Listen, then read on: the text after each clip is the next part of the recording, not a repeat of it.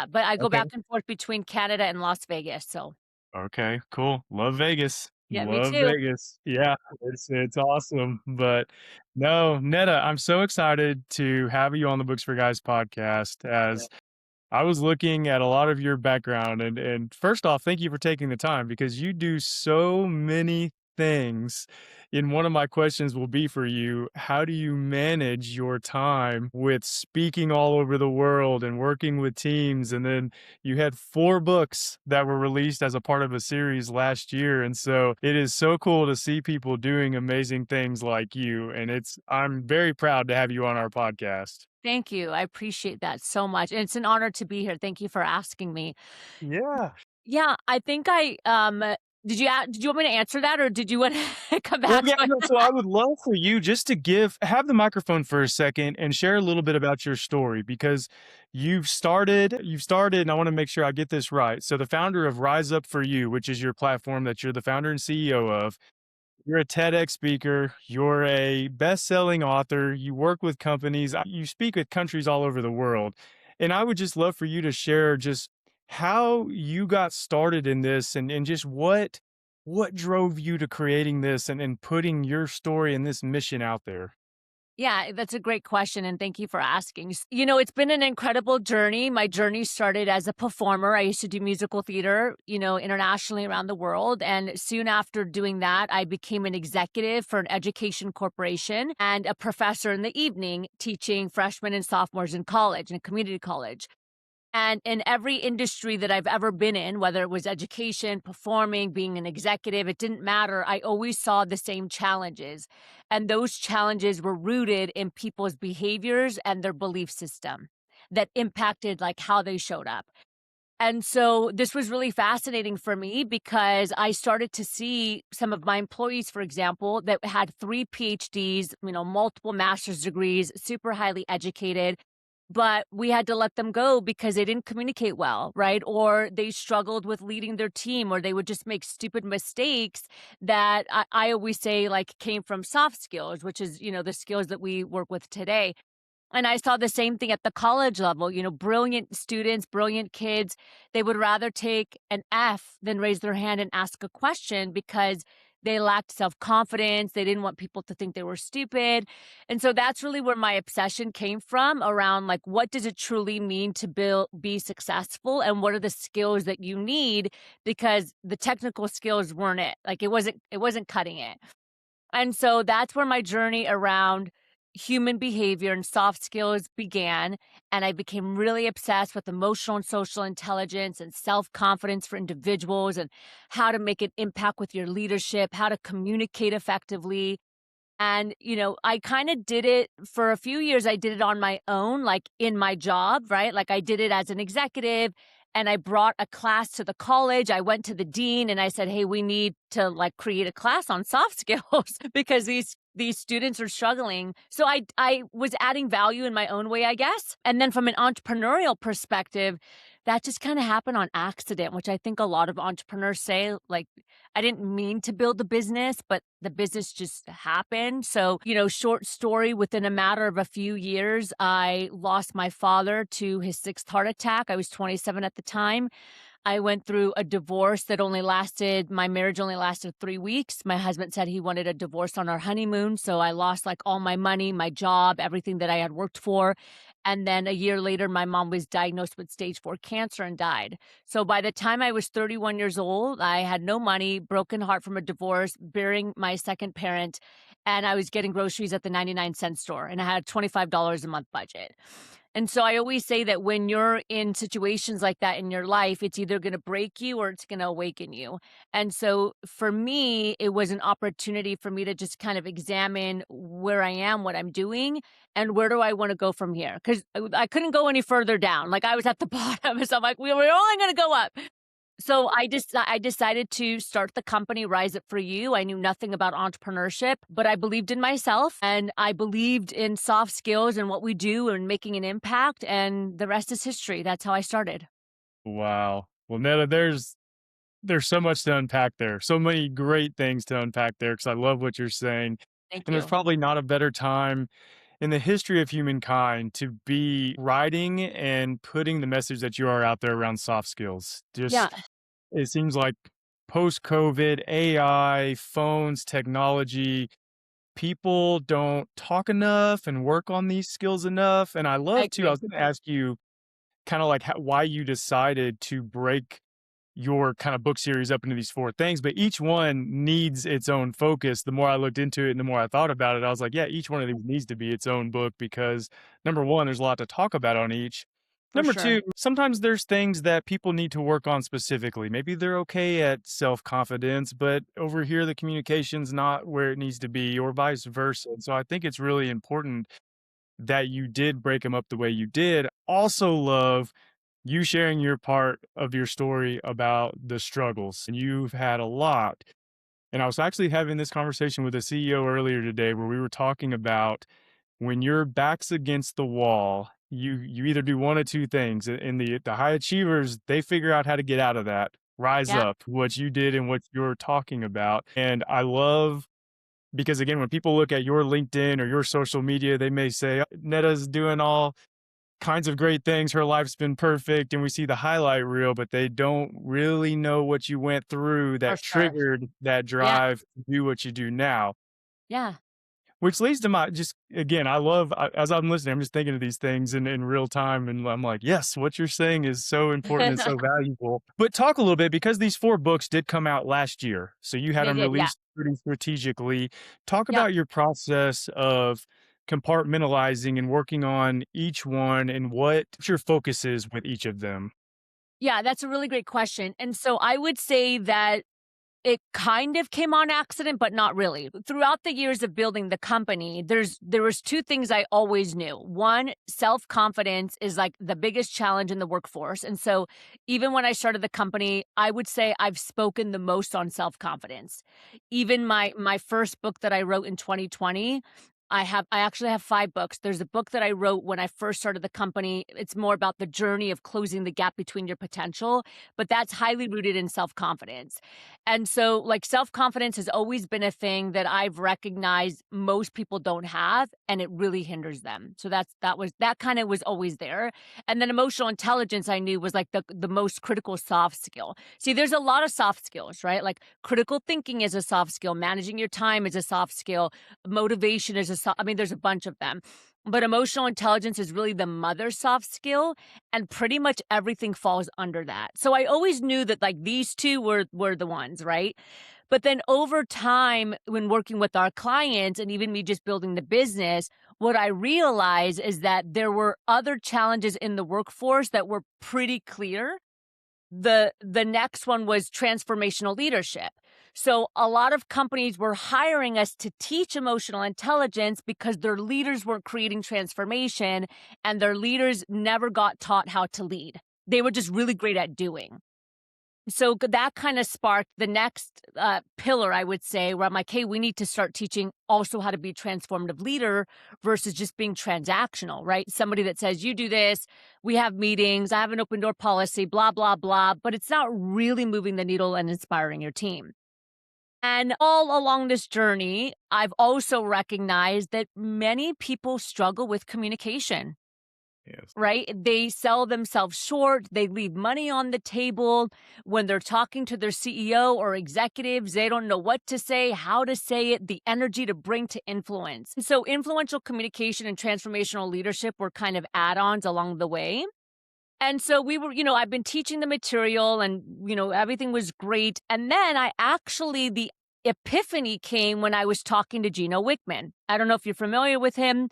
Some of your listeners, some of you listening today probably are. He is the original founder of EO, right? EOS, the Entrepreneurial Operating System. And he did something that was quite brilliant. He took his pillars of the EOS system and he broke them into books to make them simplified and digestible.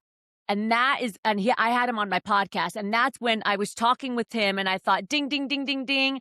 Take the 4 pillars, self-confidence, EQ, leadership, influential communication, and break them out into their own book because that's how important and robust they are. And so that's kind of how the ecosystem came about. And now today we have full programming on every pillar. We have books on every pillar. And then we even have assessments on every pillar. Within 30 seconds, it'll whip out your score and your profile on that particular one of the 4 pillars. Yeah.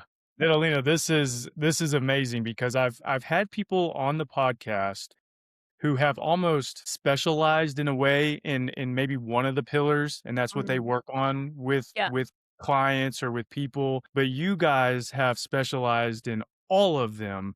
And I'm curious, two-part question here. Are there challenges with trying to implement each pillar? And I'm kind of asking this in a way of what's the challenge of getting a leadership team or a company to slow down and realize that maybe some of their leaders are struggling in these areas? And how do you get them to maybe pause and have them go through and maybe learn some of the things that you're teaching so that they can then implement it and be better at their job? Because I'm sure too, you're probably talking with some people that they may not think they have a problem, and you've got to somehow get them to, in their own way, and go, I do need to work on this because I see this now. Like, what is that process like? Yeah, I mean, there's a lot of ways to unpack that, right? So one way is like, how do we influence the individual that's in the room, right? Because sometimes individuals are in our room or they're in our trainings and their HR leader tells them to be there, right? Or the company makes it mandatory. It's like, you are doing this class. And so when it comes to the individual, it's really about our trainers and our team using our emotional intelligence. So anybody that works for Rise Up For You has to be emotionally intelligent, right? We have to practice what we preach because we need to be able to influence them and show them that we're not trying to change you. I always say, whenever I do a training, whenever I start, I always say, my goal is not to change you today, but it's to provide you with more tools and resources that can make you a more dynamic leader. Because the reality is that some people love how you lead today. Right? For example, let's say you have a really aggressive leader that cusses and like just is to the point. Some people love that. I'm one of those people, right? I don't have time for fluff. I don't care if you cuss in a meeting. I just tell me what I need to work on. Where do I need to go? What do you need from me? And like, I can handle that. And then you have a lot of people that it scares them. It makes them function in fear. They They may can't, cry. they can't handle the pressure. They cry. And so I always say it's not about changing you. It's just giving you more tools and then teaching you the emotional intelligence around when to use what tool, right? So if you're in front of somebody like me that can handle the aggression and the high assertiveness, then do that. But if you know you're around a team member that feels uncomfortable, then now you have a new tool that you can bring out. And so the first thing we do is just let them know, like, we're not here to change you. Like, who you are is great. Let's just add some color to it so that you can have diversity in how you lead. Now, when it comes to a company and an organization, and let's say getting them to invest in these skills, the leadership team has to have buy-in. I mean, there's no other way of saying it. Some executive teams are just dominating in their industry financially.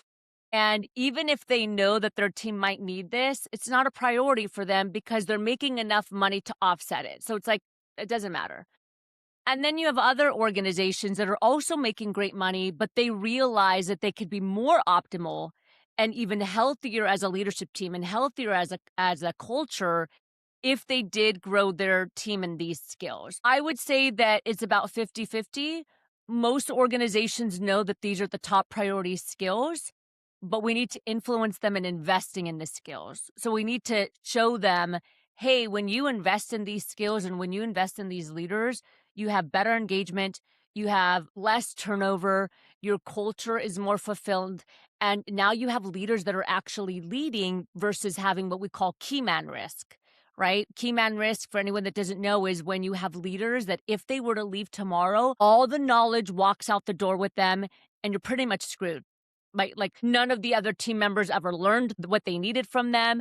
And now you kind of have to scrap and start from scratch and figure out like, where is this? Who does this? And you got to start over. And so I think more and more companies are realizing the importance, and now it's influencing them on putting the investment towards their team so that they can create true transformation. Yeah. And each of these four pillars can be learned. And I know you mentioned earlier that the self confidence seemed to be the one that you coach on the most. But which of the four takes the longest for somebody typically to implement to Mm, where it becomes a natural part of them? Because I'm going back and I'm still thinking about the person that's maybe a little hesitant and they don't yeah. necessarily know if it's an issue. How long does it take for somebody to buy in and that pillar become a part of them as a leader? Yeah, the emotional intelligence one, it takes the longest. So for a little bit of perspective, the pillars go in order of difficulty. Self-confidence is the first pillar, emotional intelligence is the second, transformational leadership is the third, and influential communication is the fourth. It's the hardest pillar. It's the hardest pillar. But all of those pillars fall under emotional intelligence. So in emotional intelligence, one of the competencies is self-confidence. One of the competencies is leadership. One of the competencies is influence and how you communicate. So they fall under it. But because they're so important and they're so needed and they're so critical to success, you have to break them out and do their own like robust programming on it. But emotional intelligence takes the longest and it's a lifelong journey, right? Building self-awareness, and then the next phase is managing yourself. I always say, self awareness is, the ice cream is bad for you. I'm aware, I'm knowledgeable that if I eat this ice cream, it's going to hurt my stomach. It's going to make me feel icky. It's not good. But as we know, the hardest part is managing yourself around eating the ice cream, Yeah. right? So putting the ice cream in your mouth, going to buy the ice cream, like that's the hard part. So there's different levels of emotional intelligence. And as you go through challenges in life, as you become fronted with certain situations, your emotional intelligence will be tested. And so you learn how to continue to build it. I have a lot of leaders that say, I feel like I'm pretty emotionally intelligent at work, but when it comes to my spouse and my kids, I lose my mind. And I'm like, okay, well, let's break that down, right? Because it's all connected. And so it is a very robust skill, very learnable. But I say that it's only learnable if the participant is willing to push themselves and grow. Yeah.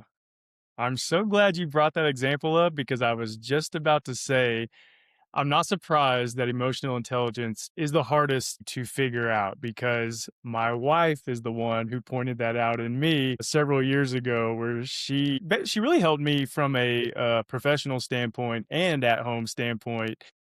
I remember her saying, like, you're not understanding, you're not figuring out what I'm saying. You're also doing that. You come home and you complain about someone that you're working with. You've got to be more in tuned emotionally and figure out like why I'm feeling the way I'm feeling. Same thing with the people you're leading. And I was one to push back, like, no, I'm not in the wrong here. I am fine. Finally did kind of come to terms with, okay, I need to put myself in their shoes and figure out the way why they're feeling the way they're feeling. Light bulb moment. Like, okay, this makes things so much easier from a leadership standpoint when you do figure that out. And it's hard. It is so hard to get yourself to that point. And I'm thinking too, you're talking about people, you say a lifetime to learn. We have so many young people that you said it earlier, they get put into leadership positions with really no formal training. They don't really talk about emotional intelligence at all either. It's just, hey, you're No. good at your job. Now you're Yeah, going to manage others to do the exactly. same job. And Exactly. that's really an impossible ask. Yeah. Yeah. Well, again, a lot of times we forget that these are skills. Like these are actual skills. I always use, because I used to be in education, right? I always use education as a perfect parallel. Think about the teacher that you had, okay? Think about the teacher that you had that was just brilliant in the skill. Like they were brilliant in science. Maybe you had that science teacher or that math teacher. They were phenomenal. Like you can tell they were a genius, right? But you went through the whole year and you didn't learn anything because they weren't a great teacher, meaning they didn't know how to transfer the knowledge that they had to the class. It's the same with leadership. So most of the time when somebody's put in a leadership perspective, in a leadership position, it's because they're really good at their job, right? That's why they were hired. They're technically good. They're great on a resume. But if they don't know how to transfer the knowledge and lead, then they're not a great leader. They're just really good at their job. And unfortunately, they have a bunch of people under them that are trying to figure it out. And so it really is two different skills. It's the skill of the job, whatever, you've been hired for. And then it's the skill of transferring the knowledge and empowering your team to then pass it on and pay it forward. Two totally different things. And so that's really important when it comes to leadership, is recognizing that you're really functioning in two different buckets and you got to be able to use both of them. Yeah. And I love that you're essentially, Natalina, you're creating systems to help with that Yeah. transfer of knowledge. You're Yeah. helping people figure it out, learn, advance, and grow in the pillar, but also be able, in a systematic way, transfer that knowledge to the next group of leaders that are coming up. So if you can get that implemented in an organization, earlier the better, I would think, then you can keep yourself from having a lot of issues later on. And so I think what you've put together is fantastic. Thank I'm you. serious. I mean, there's so many companies out there, so many things are changing fast. People are having to jump in and learn things quickly. And again, there's that process of like, we need to slow down and train properly so that we Yeah. can avoid mistakes later on. And I love your intensity behind it. I can see it Thank in, you. like, passion in your eyes. You're like, I know what's wrong. I know what we can fix. Like, Thank let's you. go do it. And so and that's why you're having such a big impact. It's really Thank you. amazing to see someone like yourself just like grab the bull by the horns and say, I know the problem, I know the solution. Let's go implement this. Thank you. Thank you. And it's working. I mean, we're passionate about it. And I would say my whole team is passionate about it because we see the results. I mean, we have a 95% repeat client rate, right? So our clients, 95% of them, they will sign again and again and again because they see the transformation. And you nailed it. We put it in a way that can be systematized, right? And so because one of the pushbacks that I got when I first started the company from CEOs was, how do we know these are going to work? These are soft skills. How can you prove to me that a soft skill is going to create ROI and move the needle? And so early on with building the company, I thought, okay, I have to show that soft skills can increase productivity, performance, and growth in a company, not only qualitatively, right, but also quantitatively with data. And that's why we built the assessments around it and we built a whole ecosystem around these pillars. So now CEOs not only see the transformation with their eyes with their team, but then they also see the data of the assessments around, oh, Bobby Jane had a 60% in empathy when they started, according to their team, because we always have their team assess them as well. And 6 months after programming, they're now at a 75%. They grew 15% according to their team in 6 months. That's awesome, right? So we've been able to do both.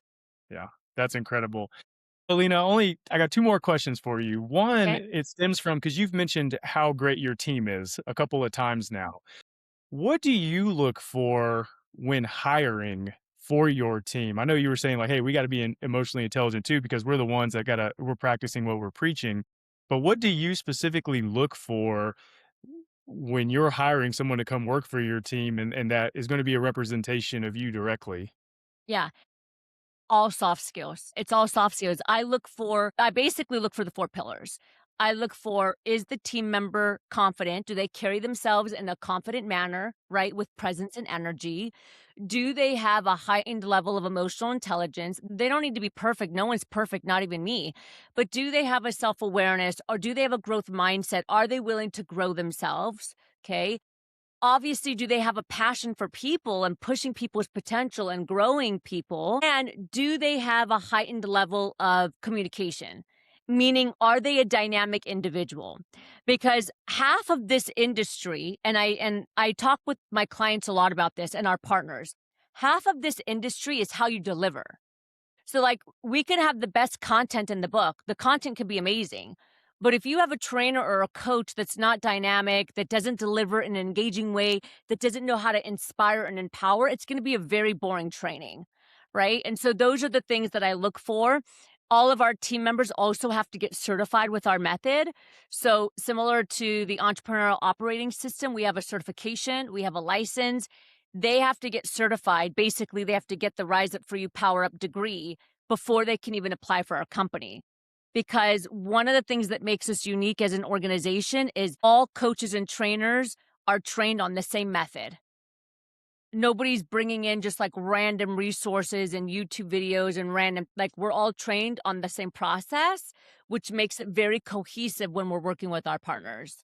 Yeah. No, and that makes a lot of sense. And yeah, it just seems like the soft skills, it almost seems like more companies should take the approach of hiring that way because I agree. things can be yeah, and I'm just thinking of people that like high achievers that I've worked with personally, they may have not been the most technically sound on a product or process, but my gosh, they could talk to people and they built trust and they could figure out how to get the knowledge later. That's right. And I was thinking I even saw something the other day, I think it was, like, Steve Jobs who decided, like, "Hey, it's like the beer method. Do I wanna have a beer with this person? If not, I don't want him here because no one else Yeah, is gonna like him either." I was like, yeah. "It's so simple, just to be liked, and you can learn the other stuff later." I think about that a lot, actually. Yeah, and you reminded me of when I was a performer, my director used to say that. So when I was in performing arts and I used to go on tour, we would have hundreds of performers and singers in the organization and dancers, but usually the tour only had about anywhere between 36 to 2 seats on the bus. So when you have hundreds of people in a room, but you only have 36 seats, the director used to say, it's not about how good you can sing and dance because all of you sing and dance. I want to know who I can go camping with. Like, who can I sit around the fire with and have s'mores and have good conversation and trust them and build relationships with? And I started learning that when I was 19 years old. And I realized, okay, this is not just about how I sing. This is about, can I build the relationship with the director? Am I kind to my cast members? Do I add value? Do I help out? And that has been a game changer for me as well. Yeah. If nothing else in this conversation, I hope people take that away from it, the importance of building relationships, and it sounds weird to say be liked, but being liked and finding favor with others and helping others and Yeah. just being there, that skill is so important in life and your career. But Natalina, I just have one more question for you. This has been I feel like I could talk with you for hours because I eat this up. I love this. I love Thank sharing you. this type of Thank you. positivity and just the whole message behind it. But I ask everyone this question that comes on the podcast, just from a book standpoint. And I'm curious, obviously there's people that are reading yours and they're going to be impacted by it, which is amazing. But for you personally, I always want to know what's a book or two that has meant a lot to you personally or professionally, and what's a book that you love to recommend to others? The book that I would recommend that I love a lot is called A New Earth by Eckhart Tolle. So that's a book that when I was building the business and I was buying my groceries at the 99-cent store, I don't know, I can't remember why I got the book, but I had the book and I was reading it, and it really helped me understand ego and where ego can really derail you, and also how to manage yourself. And I remember reading a piece I remember I was like stressed about money at the time, right? I was like getting my groceries at the 99-cent store. How am I going to pay my rent? My parents were passed. All these things were in my head. And I read in the book basically a line that said, it takes just as much energy to stress about something as it does to take action around the same thing. And that book was just so many light bulbs for me went off, and I remember in that moment thinking, "Yeah, okay. The energy and the angst that I have around stress, around money and food and paying my rent is the same energy and ambition that I could put towards, like, taking action and making it happen." And so that book for me was awesome. I would recommend that. Great recommendation because no one else has ever mentioned that book before, and no one else has phrased that the way you just did. You can expend the same amount of energy stressing and worrying as you can fixing what you're stressing and worrying about. I love that. Yeah, absolutely. Natalina, you are incredible. You are doing again so many amazing things, and you have so many more things you're going to do. There's so many people that could be impacted by your team and the work you're doing. And I'm so glad you've got your books out there. We're happy to promote and spotlight them for anyone interested.